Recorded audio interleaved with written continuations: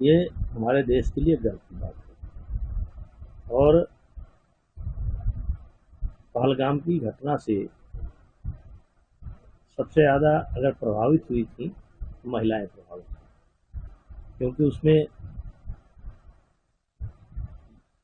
सोच समझ करके महिलाओं को टारगेट पुरुषों को टारगेट किया गया।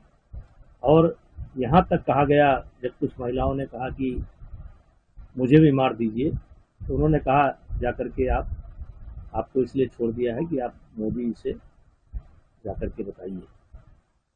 और इसीलिए ये जो ऑपरेशन हुआ, ये महिलाओं के नेतृत्व में हुआ। और जो इस्लाम है, उसमें अगर किसी की मृत्यु महिला के द्वारा होती है तो उनको जन्नत नहीं मिलती है। और अब उनको जन्नत नसीब नहीं होगी। और हमें हमें क्या, पूरे देश को अपनी सेना पर गर्व है और अपनी वीरांगनाओं पर गर्व है। और इस समय देश बहुत प्रसन्न है कि मजहर अजहर मसूद ने ये कहा कि इससे बेहतर होता कि हम भी मर जाते।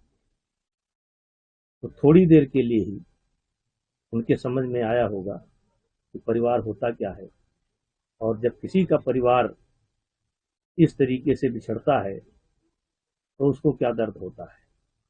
रहा सवाल ये सेना का, जनाजे में शरीक हुए, वर्दी पहन करके शरीक हुए, तो यही बात भारत हमेशा दुनिया से कहता है कि वहाँ की सेना जो है पूरी लिप्त है, आतंकवादी गतिविधियों में पूरी लिप्त है। और एक तरीके से पाकिस्तान की कमान जो है नेताओं के हाथ में नहीं है, सेना के हाथ में है। और जब तक सेना के हाथ में ये कमान रहेगी तब तक पाकिस्तान यूं ही परेशान होता रहेगा। देखिए, हमारे सैनिक जवाब दे रहे हैं, लेकिन जो हताहत होने के समाचार आ रहे हैं, मुझे ऐसा लगता है कि वो भग गए थे और वो हमारे नागरिकों पर गोली चलाने का काम कर रहे हैं, जिसमें हमारे कई सिख समाज के लोग मारे गए हैं।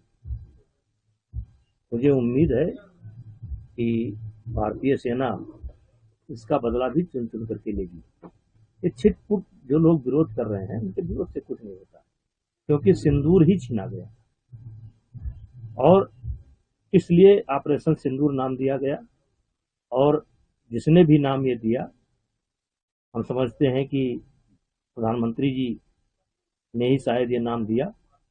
इससे जो जिनके सिंदूर छिने थे उनको बड़ी राहत मिली है। सिंदूर का बदला जो है सिंदूर ऑपरेशन से लिया गया, और वो भी महिलाओं को आगे करके लिया गया। उनको पता होना चाहिए कि आज हमारे देश में महिलाएं इतनी सक्षम हैं, लेकिन देखिए, दुनिया के जो भी जिम्मेदार देश हैं वो कतई नहीं चाहेंगे कि युद्ध हो। अब उनको ये बात समझ जाना चाहिए कि वो कहाँ टिकते हैं। अगर आज वो हैं, महफूज हैं, तो भारत की दया पर है। इस बात को उन्हें नहीं भूलना चाहिए। भारत से लड़ने की हैसियत उनकी कभी न थी और न कभी होगी।